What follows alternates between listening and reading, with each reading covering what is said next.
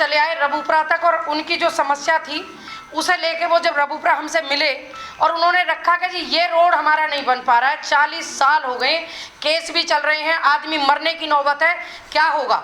बिल्कुल रोड बनेगा। ये किसान एकता संघ की नहीं, आप सबकी ताकत है। और हमारे राष्ट्रीय अध्यक्ष जी जो इतने अच्छे हैं कि एक आम व्यक्ति भी अगर कोई बीड़ा उठाए तो उसे रोकते नहीं है, उसे बल देते हैं और उसे कहते हैं कि करो काम, और आपको कोई नहीं रोक सकता। उसमें 4 बार मैं खुद अपने हाथ से नींव रख के आई उस रोड की, और अथॉरिटी के द्वारा ही सहयोग लिया गया, लेकिन चारों बार जैसे ही मैं वहाँ से हटती उसको फिर पुलिस जाके रुकवा देती। तो फिर उस पर रणनीति तैयार की गई और आज उस गांव में वो रोड बनकर तैयार है और गांव का मुख्य मार्ग है आज वो, जहाँ 100 घर बाधित थे, कोई नेता नहीं देखने जा रहा था, कोई मंत्री नहीं देखने जा रहा था, बस सबको वोट चाहिए थी और वोट के लिए वहां जाते भी थे। लेकिन जब वो रोड का काम बन गया तो आज उस गांव में आपके किसान एकता संघ का इतना सम्मान है, उस गांव वासियों का इतना, मैं मानूंगी कि उन लोगों को हमें बहुत धन्यवाद मैं भी दूंगी कि वो लोग हमसे जुड़े और हम लोगों ने उनका सहयोग किया और आज वो रोड बन के तैयार है। तो आपके गाँव में जब हम आ रहे थे तो रोड देख रहे बड़े छोटे छोटे हैं, कहीं ना कहीं इनमें गलती हम लोगों की भी है। जब हम घर बनाते हैं तो क्यों भूल जाते हैं कि ये रास्तों पर हम ही को निकलना है। बाहर गांव का व्यक्ति तो बहुत कम आएगा, लेकिन उस रास्ते को अगर हम चौड़ा कर लें, थोड़ी सी जगह छोड़ दें, तो शायद आप लोगों को उसका फायदा होता। हमें घूम के वापस जाना पड़ा, फिर बाहर से आए हैं। आपके नाली खरंजे भी होंगे, आपके रोड के काम भी होंगे, रोजगार का काम भी होगा, लेकिन ये देख लेना आपके साथ में किसान एकता संघ खड़ा है, आपका कोई काम रुकेगा ही नहीं, कोई ताकत ही नहीं है जो कोई काम आपका रुक जाए। ये वायदा है हमारा। मैं कह रही हूँ कि जिस काम का बीड़ा आप उठाएंगे, आधी रात भी फोन करेंगे, हम हर वक्त आपके साथ खड़े होंगे। किसी से नहीं डरते, सिर्फ डरते हैं झूठ से, और जो झूठ ना आए हमारे पास, सिर्फ सच की लड़ाई लेके आना। अगर आपके साथ कोई अत्याचार करेगा तो उसे मुर्गा बनाने का काम किया जाएगा, फिर वो कोई भी हो। जेल जाएंगे हम लोग जाएंगे, आप सिर्फ खड़े होने का काम करिएगा। केस लगे, जेल जाएं, गोली खाएं या डंडे झेलें, वो हम हैं, हमारी बहुत पीठ मजबूत है, किसी से नहीं डरते। और आप सब लोग जानते हो, सोरेन प्रधान जी को भी जानते हो, गीता भाटी को भी जानते हो, आप ही के बीच के लोग हैं। सच्चाई के लिए लड़ना, जान देने की भी नौबत आएगी तो हम देंगे, लेकिन आप खड़े होना सीखो, आप एकता बनाना सीखो और सहयोग करना सीखो। किसान एकता संघ के बैनर को देश के कोने कोने में पहुंचाने का काम आप लोग करो, आपकी लड़ाइयों का लड़ने का काम हम करेंगे। आप बस सहयोग करो और ज़्यादा से ज़्यादा लोगों को जोड़ने का काम करो। धन्यवाद। जय जवान जय किसान। आपसे प्रेरणा लेकर ही ये संगठन निरंतर का संघर्ष कर रहा है, और ये वास्तव है कि कोई भी लड़ाई साथियों छोटी नहीं होती है, क्योंकि जब आप संघर्ष करोगे, जब आप अन्याय और अत्याचार के खिलाफ खड़े होगे, उस समय आप अकेले हो सकते हो, लेकिन जब आप मजबूती से दृढ़ संकल्प के साथ उस लड़ाई को लड़ोगे तो एक दिन कारवा आपके साथ होगा। और आपसे कहना चाहता हूँ कि आप लोगों के सब जब परिचित हैं, लेकिन जिस दिन आपने संकल्प के साथ इस संगठन में आपने कार्य करना शुरू कर दिया, तो मैं वास्तव में आपको बता देना चाहता हूं कि पूरा जनपद गौतम बुद्ध नगर ही नहीं, बल्कि पश्चिम उत्तर प्रदेश और उत्तर प्रदेश और देश आप लोगों को जानता है, और आप लोग एक नई क्रांति की मिसाल खड़ा करने का काम करेंगे और मजबूती के साथ इस लड़ाई को लड़ने का काम करेंगे। हमारी लड़ाई किसी भी व्यक्ति विशेष से नहीं है, हमारी लड़ाई इस देश और प्रदेश के जो तानाशाह सरकारें चल रही हैं, जो इस देश के किसान, नौजवान, मजदूरों के लिए, नौजवानों के लिए, महिलाओं के लिए जो योजनाएं संचालित होती हैं, वो योजनाएं उन तक नहीं पहुंचती हैं। उनको क्रियान्वित कराने के साथ साथ उन लोगों को लाभ मिले जो समाज के अंतिम छोर पर बैठे हुए व्यक्ति हैं, जो योजनाएं सरकार चलाती है, उस अंतिम छोर पर बैठे व्यक्ति को उसका लाभ मिले, और जो हमारे अधिकार हैं उन अधिकारों को हमें मिले। साथियों, ये जब मिलेंगे जब हम संगठित होंगे, जागरूक होंगे और अपनी एक आवाज को एक बैनर के तले उठाने का काम करेंगे। तो मैं चाहता हूं कि आप किसान एकता संघ के साथ जुड़ करके अपनी जो समस्याएं हैं, जो अपनी नीतियां हैं, जो समाज में कुरीतियां हैं, उन कुरीतियों को खत्म करने के लिए किसान एकता संघ के बैनर पे आकर के इस समाज को उज्जवल बनाने के लिए, इस समाज की समस्याओं का निराकरण कराने के लिए 36 कौम को साथ लेकर के इन तानाशाह सरकारों को हिलाने का काम करेंगे और अपनी मांगों को मनवा काम करेंगे। फार्मूला बन करके उन्होंने उस रास्ते को टेम्परेरी रोक दिया। उस समय लगातार 11 साल वो रुका रहा। 11 साल वो रुका रहा। सन 2020 में जब उस रास्ते को परेशानी होती थी आने जाने में, तो मेरा गांव गुनपुरा है, मैं गुनपुरा से आता हूं। हम अपनी समस्या को लेकर राष्ट्रीय अध्यक्ष सौरभ प्रधान जी के पास गए। उससे पहले भी हम अनेकों संगठनों में उस समस्या को लेकर गए थे, लेकिन उस रास्ते को अगर किसी ने खुलवाया तो कि 4 साल पहले जब 2019 में मैं भारत सरकार होम मिनिस्ट्री से 39 साल की नौकरी करने के बाद में जब रिटायर हुआ, तो मेरी रिटायरमेंट की पार्टी पे मेरे कुछ साथी जो किसान एकता संघ से जुड़े हुए थे वो मेरे बीच में थे, मेरे प्रोग्राम में रिटायरमेंट में। तो उन्होंने ये जो टोपी मैंने पहन रखी है, रिटायरमेंट के टाइम पे उन्होंने मेरे से प्रॉमिस किया कि अब तो मैंने बहुत नौकरी कर ली भारत सरकार की, मैं एक राष्ट्रीय खिलाड़ी रहा हूँ 25 साल तक शूटिंग बॉल का, और 10 साल भारत सरकार में कोच रहा हूँ रिटायरमेंट के टाइम तक। तो क्योंकि मैंने पूरे देश में भ्रमण किया है खेलकूद के माध्यम से, अब क्षेत्रवाद की राजनीति है पूरे देश में साथियों। तो जब मैंने ज्वाइन किया तो मेरे को बड़ा अजीब सा लग रहा था कि यार पता नहीं संगठन में मैंने कभी काम तो किया नहीं है, कैसे होगा। लेकिन चूंकि समाज के बीच में रहा हूँ और समाज की सेवा करने का मेरे को शुरू से शौक रहा है, तो साथियों मेरा सौभाग्य था उस दिन 31 जुलाई 2019 को जब मैंने किसान एकता संघ ज्वाइन की, और आदरणीय राष्ट्रीय हमारे स्वर्ण प्रधान जी के नेतृत्व में मैं कह रहा हूँ कि 4 साल के बीच में मेरे को विशेष अनुभूति हो रही है कि मैंने वो डिसीजन जो लिया था वो बहुत स्वर्ण टाइम था, कि जो अच्छे टाइम पे मैंने किसान एकता संघ ज्वाइन करी।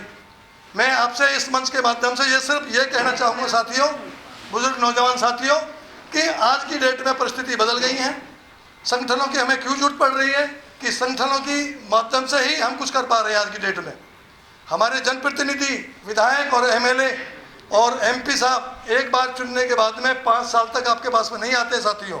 अनेक संगठन हमने देखे, लेकिन सब लोग किसानों का शोषण जब होता, भट्टा पार्सल जो धरना चला यहाँ पे भी मैं आया, उसके बाद में हमारे दनकौर में प्रधान जी के वहाँ 3 महीने एक धरना चला था। उसी समय प्रशासन ने रखवाया था। ये फूट डालो की राजनीति हमारा प्रशासन करता है, किसानों की समस्याओं का कोई समाधान नहीं करता। इस गौतम बुद्ध नगर के अंदर 3 प्राधिकरण बनाए हैं, विकास प्राधिकरण। वो विकास प्राधिकरण नहीं, विनाश के प्राधिकरण है। हमारे किसानों की जमीन छीन ली गई। एक छोटा सा जिला और 3 प्राधिकरण, नोएडा प्राधिकरण, ग्रेटर नोएडा प्राधिकरण और यमुना प्राधिकरण। एक जिले में 3 प्राधिकरण बनाने का क्या उद्देश्य है? नोएडा कुछ रेट, ग्रेटर नोएडा कुछ, यमुना में कुछ। अगर एक ही सामान एक ही जिले में मुआवजा दे दिया जाता तो अलीगढ़ वाले मांगते, कल को मथुरा वाले मांगते। इनने ऐसी नीति बनाई है, वहाँ कुछ दो फिर डाउन करो, डाउन करते करते मथुरा तक पहुँच गए। ये सबसे बड़ा प्राधिकरण यमुना विकास प्राधिकरण है, आगरा तक है। ये सबसे बड़ा प्राधिकरण ये बनाया गया। ये गाँव में विकास की बात करते हैं, जब चुनाव 2 गुना मुआवजे की बात आ रही, 4 गुना मुआवजे की बात आई, तो इन्होंने ग्रामीण क्षेत्र में 4 गुना मुआवजा, शहरी क्षेत्र में 2 गुना चुनाव, ये प्रधानी खत्म कर दी गई। यहाँ के चुनाव जो प्रधान हम चुनते थे, जो गांव में विकास कराते थे, वो खत्म कर दिए गए कि प्रधानी न रहेगी, इन्हें 2 गुना मुआवजा देना पड़ेगा। अगर ग्रामीण क्षेत्र में हम रहते तो हमें 4 गुना मुआवजा मिलता। किसान की जमीन औने के पौने भाव में ले ली गई है। 2007 में यमुना एक्सप्रेसवे का जब इन्हें निकाला 674 का मुआवजा था। उसके बाद में 3 महीना सिलारपुर अंडरपास पर हमने धरना दिया। अखिलेश की सरकार थी, मुख्यमंत्री अखिलेश थे, 800 रुपया वर्ग मीटर किया। महंगाई भत्ता बढ़ाते हुए 2011 में 990 कर दिया। और जब अब 64% की बात आई कि जो एक किसान को 800 रुपया वर्ग मीटर, कोई मुआवजा नहीं है। ये जो हमारी जमीन है ये अनमोल है, इसकी कोई कीमत नहीं है।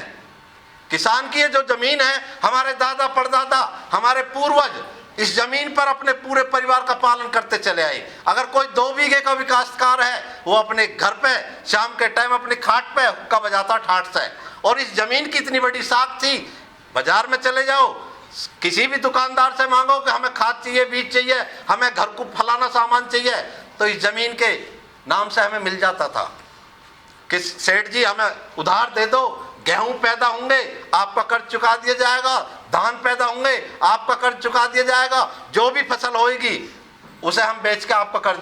अब किसान की जमीन चली गई, 800 रुपया वर्ग मीटर जमीन ले ली, एक कपड़ा 1 मीटर नहीं आता 800 रुपया में। 1 मीटर कपड़ा नहीं आता। हम जो ग्रामीण क्षेत्र में हम रहते हैं, हम पशुपालन करते हैं, उद्योग नहीं लगा सकता किसान। जो पैसा मिला, लड़कियों की शादी कर दी, मकान बना लिए, गाड़ी ले ली, हमारा मूल मुआवजा खत्म। 64 पे कह रहे 64 दे दो, कोर्ट ने 64 भी कर दिया, तो आधे किसान तो हमारे हाथ में कटोरा देने का काम करा है प्राधिकरण ने। विकास की कोई बात नहीं है। यहाँ बड़े बड़े फ्लैट बनाए जा रहे हैं, हमारे ही बच्चे उनमें जो पोचा लगाएंगे, उनमें चौबेदी, चतुर्वेदी, जन दूर दूर से पांडे जी और दुनिया भर के बाहरी लोग आएंगे, हमारी एक पहचान खत्म हो जाएगी। अब तो हमें पता हो, सक्का में गांव में घुसने पे एक आदमी का नाम हम पूछेंगे, कोई भी बता देगा उसका घर वहां पे है। लेकिन जब बाहरी लोग हमारे यहाँ आ जाएंगे, खिचड़ी पैदा हो जाएगी और हमारे ना पता लगेगा, हम पूछेंगे फलाने वो किराएदार रहते हैं, उन्हें क्या पता किसी की। का काम ऐसा नहीं है कि जो संगठन की नीतियों से अनभिज्ञ हो। इन्होंने इस देश को एक दिशा देने का काम भट्टा पारसौल आंदोलन ने किया है, और वो आंदोलन ऐसा आंदोलन देश में हुआ है कि उससे पहले ऐसा आंदोलन कोई हुआ भी नहीं है, जिसने हमारे देश का संविधान बदला, कानून बदला। तो आप लोग दशा देने वाले लोग हो, दिशा देने वाले लोग हो, तो हमें प्रेरणा मिलती है आप लोगों से। जो संघर्ष है आपका, और आंशिक रूप से भागीदारी हमारी भी रही, कम ज़्यादा हम लोगों ने भी उसमें सहयोग किया। कुछ पूर्ववर्ती नेता भी ऐसे रहे कि उन लोगों ने वो आंदोलन डाइवर्ट कर दिया, 2 आंदोलन कर दिए, तो वो चूक भी रही। पहले कुछ नेता ऐसे भी हुए जिन्होंने हमारे क्षेत्र की और समाज के साथ धोखा भी किया। तो बहुत नुकसान इस क्षेत्र ने उठाया प्राधिकरण के से। तो मैं तो चाहता हूं कि आप लोग संगठन से जुड़ें, और जो हमारी दैनिक समस्याएं, अब समस्या ही समस्या में हमारा जीवन है।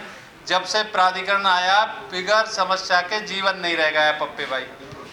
बिजली की समस्या हो, गांव की सफाई की समस्या हो, नाली की हो, खरंजा की हो, या कोई स्कूल की समस्या हो, तो बहुत, और मुआवजे की, प्लॉटों की, मतलब अधिग्रहण से संबंधित तो बहुत सारी समस्याएं। तो हम चाहते हैं कि आपके ही बीच के कुछ लोग ऐसे निकल के आएँ कि ज़्यादा ना कर पाएँ तो अपने गांव की समस्या तो वो लोग हल कर ले हमारे संगठन के प्रयास से।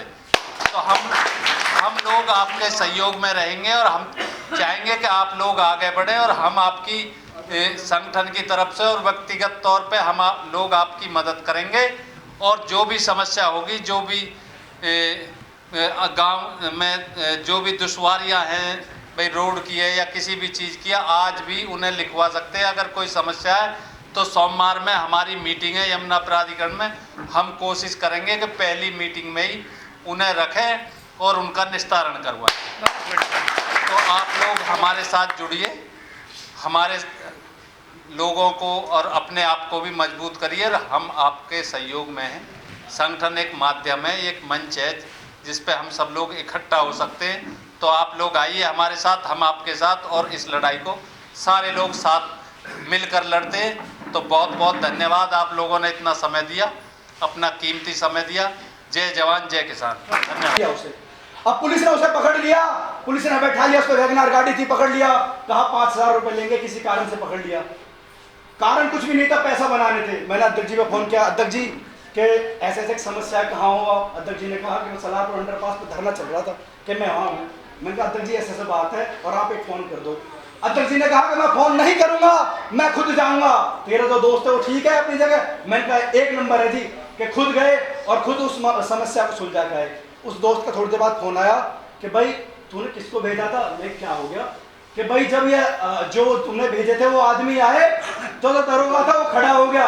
मैंने की ये ताकत है किसान एकता संघ की। मेरे साथियों, आप देखते होंगे जब जाते हो, जब आप जेवर जाते हो, टोल पे जाते हो साथियों, तो जब देखते हो कि आपकी टोपी को देखते वो आपको टोल माफ कर देता है। वो एक कपड़े का टुकड़ा नहीं है, वो सम्मान है मेरे किसानों का, मेरे जवानों का, इसलिए वो तुम्हें माफ करता है उस टोल को। साथियों, और बताना चाहता हूं कि जब बात आती है कि हमारी जमीनें हैं, उन्हीं में कारखाने लगे होते हैं, और कारखानों के बाद हमें लगने नहीं दिया जाता।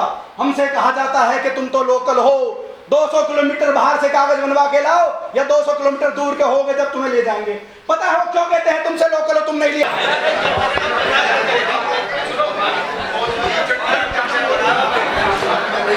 थोड़ी देर नमस्कार साथियों, आप देख रहे हैं जीवीएन एक्सप्रेस न्यूज और मैं आपके साथ गुल हसन जायसवाल।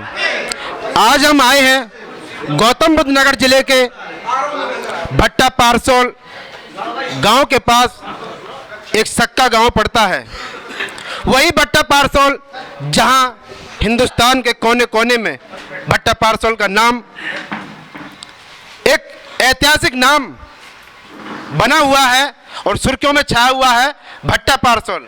उसी के सटे पास में गांव सक्का, जहां पर किसान एकता के राष्ट्रीय अध्यक्ष श्री सोरेन प्रधान जी हमारे साथ में हैं और उन्हीं के साथ महिला एकता की राष्ट्रीय अध्यक्ष गीता भाटी जी हमारे साथ में बैठी हुई हैं।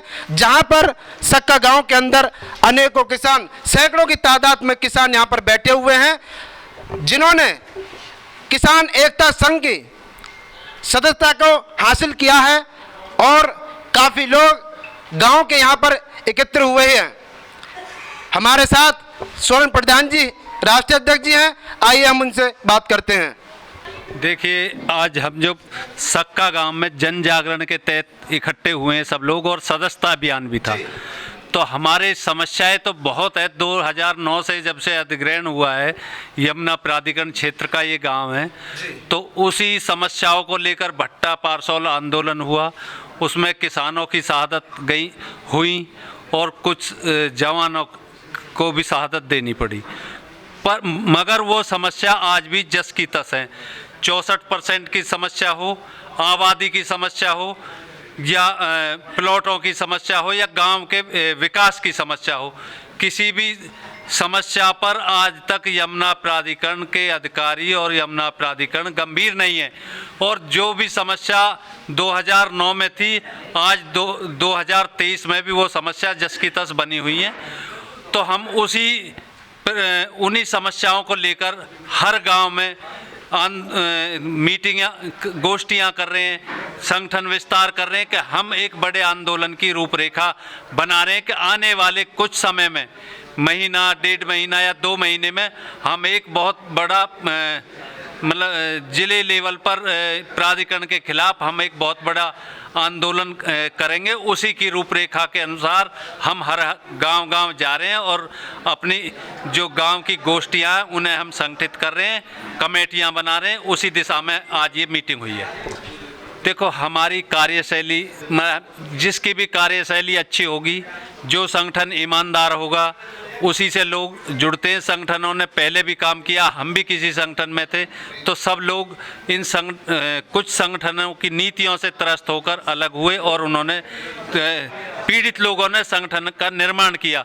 तो हमारी जो पारदर्शिता है, जो संगठन की पारदर्शिता है, सबके सामने सब निर्णय होने और ईमानदार छवि हमारे लोगों की, हमारे जो शीर्ष नेता हैं उनकी छवि, या जो जिला अध्यक्ष है उनकी कार्यशैली से प्रभावित होकर हमारे साथ लोग आ रहे हैं। महिला मोर्चा राष्ट्रीय अध्यक्ष किसान एकता संघ गीता भाटी हमारे साथ में है, हम इनसे बात करते हैं। जी मैम, ये जो आज किसान जो इकट्ठे हुए हैं सक्का गांव के अंदर, और सभी कुछ लोग ऐसे हैं जिन्होंने सदस्यता हासिल की है, तो उनको क्या लगता है कि सदस्यता हासिल करने के बाद में इसमें काम क्या करना है और हम देश के लिए क्या करेंगे?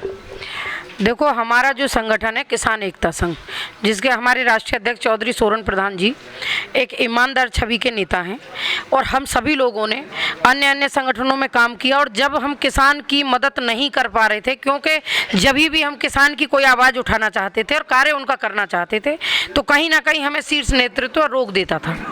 और उस समय हम सब लोग बड़े त्रस्त थे, तो हम सब लोग अलग हटे और किसान एकता संघ का निर्माण हुआ। यानी जब पीड़ित लोगों ने जब ये निर्माण किया इस किसान एकता संघ का, तो कहीं ना कहीं इस बात की भावना को लेके किया कि जितने भी किसान हैं, जिन भी लोगों की समस्या है, वो हल होनी चाहिए। भाई हम खुद किसान हैं और हमें पता है कि हमारे क्षेत्र की समस्याएं क्या क्या हैं। तो हम लोगों से जब लोग जुड़ेंगे, आज जो सदस्यता ली गई हैं, चंद लोग या पूरे गांव की समस्या या पूरे क्षेत्र की जो समस्याएं हैं वो लगभग सेम है, नाली खरंजा और सारी चीज़ों को लेके और मुआवजे को लेके, उनके आबादी को निस्तारण को लेके और बहुत सारी जो ये समस्याएं हैं, सारी 90% समस्या तो प्राधिकरण से ही हो गई।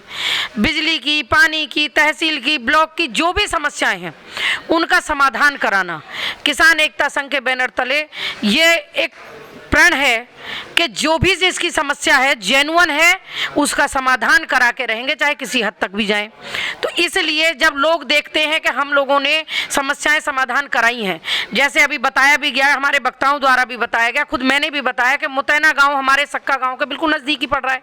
वहाँ कोई भी व्यक्ति जाके पता कर सकता है, जो 40 साल से रोड नहीं बना वो किसान एकता संघ के बैनर तले हम लोगों ने बनवा दिया। ये इस तरह की अनगिनत ख्यातियाँ हैं जो इस संगठन की जिन्होंने काम कराए हैं, उन्हीं को देखते हुए लोग आकर्षित हुए और जुड़ रहे हैं। और हम लोग चाहते हैं कि भाई इस जिले में ही नहीं पूरे देश में आवाज़ जाए कि किसान एकता संघ एक ऐसा संगठन है जिसका जो व्यक्ति जुड़ता है सिर्फ उसका भला नहीं होगा, उसके पूरे गांव का। मेरा नाम सहदेव चोटीवाला। ये जो यहाँ पर जो आए हैं आप, ये आपका क्या उद्देश्य है, क्यों आए हो यहाँ पे, आखिर क्या कारण है, बताओगे जरा। हम यहाँ पे आए हैं अपने संगठन का, किसान एकता संघ परिवार को और बढ़ाने के लिए, ज़्यादा से ज़्यादा लोगों को जागरूक करने के लिए, और यमुना प्राधिकरण से जो किसान परेशान है उन्होंने जिनको ज़्यादा दुखी कर रखा है, 64 का बैक लीज और 10% के प्लॉट जिनको नहीं दिए गए, और बैक लीजों का गांव में जो वापस लगाने का सिस्टम वो नहीं हुआ यमुना प्राधिकरण द्वारा, उनको लोगों की समस्या सुनने के लिए और उनकी मदद करने के लिए और उनको जागरूक करने के लिए। आपको इसमें किसान एकता संघ में कौन सा पद पर नियुक्त किया गया? मैं किसान एकता संघ में युवा जिला अध्यक्ष मोर्चा का हूँ। आपका क्या नाम है सर? मेरा सर नाम है नीरज कसाना, रीलिखा तहसील उपाध्यक्ष। आपको कौन सा नियुक्त किया गया, कौन सा आप? तहसील उपाध्यक्ष किसान एकता संघ जी। तो बता सकते हो आप जहाँ कितने लोगों को सदस्यता दिलाई गई है? यहाँ 10-12 लोगों को सदस्यता दिलाई गई है, और हमने अपने बारे में बताया कि हम अच्छे काम में सहयोग करते हैं, जो पीड़ित हैं वो भी हमसे जुड़े और अपना भी भला करें, हर किसी बात को अच्छे से कहीं भी लेके बैठे हम, तो अब समस्या उनको हल करते हैं हम। सर आपका क्या नाम है? गोलू प्रधान, बल्लू खेड़ा से। आप कौन से पद पे हो? युवा तहसील अध्यक्ष। क्या आपको लगता है कि आप इस तरीक़ा से किसान एकता को एक पार्टी बना करके और लोगों की मदद कर पाओगे या नहीं? हाँ जी, मजबूत करेंगे किसान एकता संघ के परिवार के लिए। क्या लगता है? मजबूत करेंगे, पूरा भरोसा है, किसी को परेशान नहीं देखने पाएंगे। अच्छा ये बताइए, लोग जो परेशान तो हैं ही हैं, उनकी कोई सुनता है या नहीं सुनता है, लेकिन वो लोग भी जुड़े हुए हैं जो इस परेशान का सामना करना पड़ता है, जिनको जो परेशान होते, पीड़ित होते हैं। किसान एकता संघ हमेशा से पीड़ितों की, नौजवानों की, मजदूरों की, दबे की, कुचले की, शोषित की, वंचित की आवाज़ को बुलंद करने का काम करता है। और जो आप बार बार कह रहे हो कि जो पीड़ित है या जो वो लोग दुखी हैं, सिर्फ और सिर्फ इस शासन काल में वो लोग दुखी हैं जो अंधभक्त है, जो वास्तव में अन्नदाता की लड़ाई को जानता है, जो वास्तव में अन्नदाता की पीड़ा को समझता है, वो आज दुखी नहीं है, वो अन्नदाता की लड़ाई में अपनी भूमिका निभा रहा है। आपने 13 महीने देखा होगा, दिल्ली के दरवाजे पर अपनी आवाज़ को बुलंद करने का काम इस देश के अन्नदाताओं ने किया है, और अन्नदाता अपनी लड़ाई को मजबूती से लड़ सकता है, ये दिखा दिया है उसने 13 महीने की इस लड़ाई में। आज देश के अंदर ऐसा माहौल किया हुआ है, जाति और धर्म की बात जो लोग करते हैं वो लोगों को परेशान करने का काम कर रहे हैं। मैं खुले इस मंच से कहना चाहता हूं कि आइए इस देश में विकास की राजनीति कीजिएगा, इस देश में शिक्षा की राजनीति कीजिएगा, इस देश में आप भेदभाव को खत्म करने की राजनीति कीजिएगा। इस देश के किसान की जो इस देश की रीढ़ है किसान, उस किसान की खुशहाली की बात कीजिएगा। आप पूरी ताकत के साथ इस देश पे शासन करोगे। लेकिन जिस दिन आप भाई को भाई से लड़ाने का काम आपने कर रखा है, ये भाई से भाई लड़ाने का काम अब ज्यादा दिन चलने वाला नहीं है।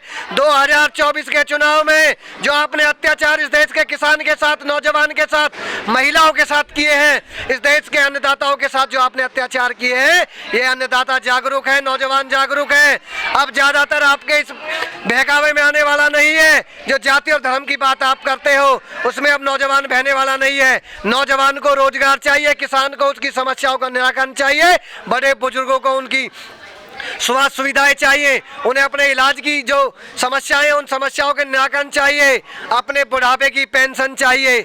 आप लोग बात करते हो किसान सम्मान निधि की, वो किसान सम्मान निधि आप बढ़ाने का जब तक काम नहीं करोगे, किसानों की समस्याओं का निराकरण करने का काम नहीं करोगे, आपको ये देश का किसान आपको इस सरकार में दोबारा लाने वाला नहीं है। नहीं, ये तो जो सम्मान निधि जो खातों में आ रही है 2-2 हज़ार रुपये किसान जो समिति से आ रही है, तो वो तो गवर्नमेंट की तरफ से आ रहे हैं। आखिर क्या है? कितने किसान हैं जिनको सम्मान निधि नहीं मिल पा रही है? मैं कहना चाहता हूं इस मंच के माध्यम से, आप आइए, सर्वे कराइए क्षेत्र में, जिन किसानों को सम्मान निधि नहीं मिल रही है उन्हें सम्मान निधि देने का काम कीजिएगा। इस सम्मान निधि के पैसे को बढ़ा करके आप 15,000 करो। जब इस देश में उद्योगपतियों का कर्ज माफ हो सकता है, क्या सम्मान निधि के पैसे किसानों को नहीं बढ़ सकते? इस अन्नदाता इस देश की रीढ़ है। जब जब इस अर्थव्यवस्था को मजबूत करने का काम किया गया है, जब जब आपातकाल की स्थिति इस देश में हुई हो, अन्नदाता ने अपनी भूमिका अग्नि पंक्ति में निभाने का काम किया है। आपने देखा होगा कोरोना काल में किसानों ने अपने घरों से निकल करके, जो लोग फुटपाथों पे थे, जो लोग जिनको भोजन नहीं मिल पा रहा था, उन्हें भोजन देने का काम किया। जो सरकार ने राशन बांटने का काम किया, वो भी उसी अन्नदाता की बदौलत बांटने का काम किया, और वो सत्ता में बैठने के बाद किसानों को भूल जाती है। आपका क्या नाम है? चौधरी श्री कृष्ण बैसला, मैं राष्ट्रीय सचिव हूँ किसान एकता संघ में।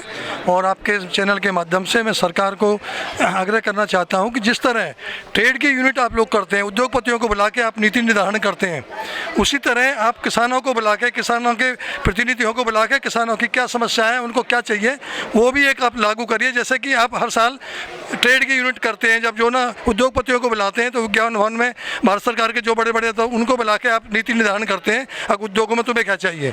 तो किसानों को मेरा एक कहने का आपसे आग्रह है कि किसानों को भी सरकार बुलाए साल में एक बार बजट करने से पहले, कि आपके बजट में आपको क्या क्या सुविधाएं जाएं, वो किसानों को जाने और उसको लागू करें। ये आपसे मैं कहना चाहूँगा इस मंच के माध्यम से।